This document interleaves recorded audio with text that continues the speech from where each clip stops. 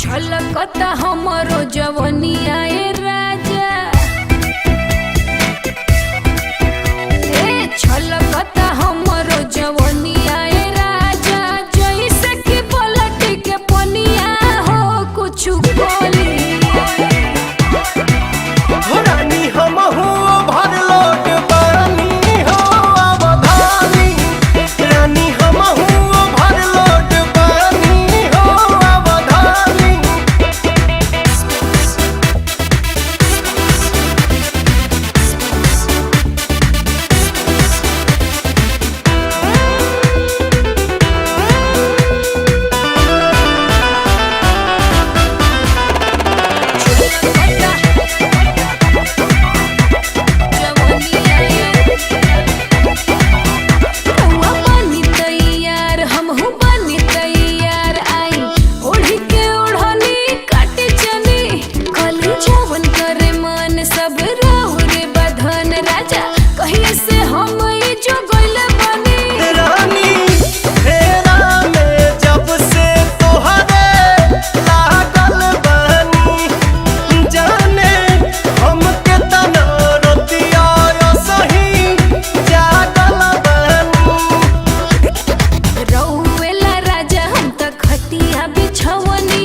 देखी लगा के मच्छरदनिया हो चली चली।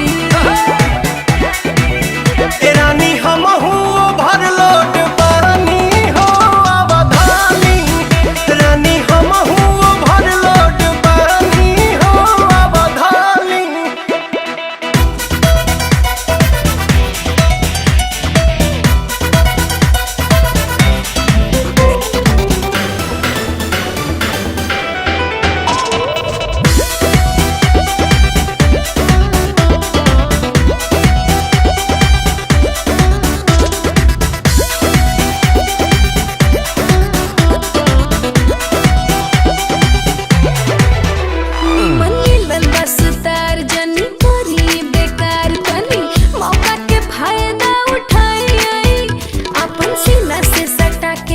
सगरो मिटा के राजा होटवा से होटवा सटाई आई। लागे एक ही दिनवा में हमके तार देबू हो, सारा लभ के खजाना आजुए झाड़ लेबू हो।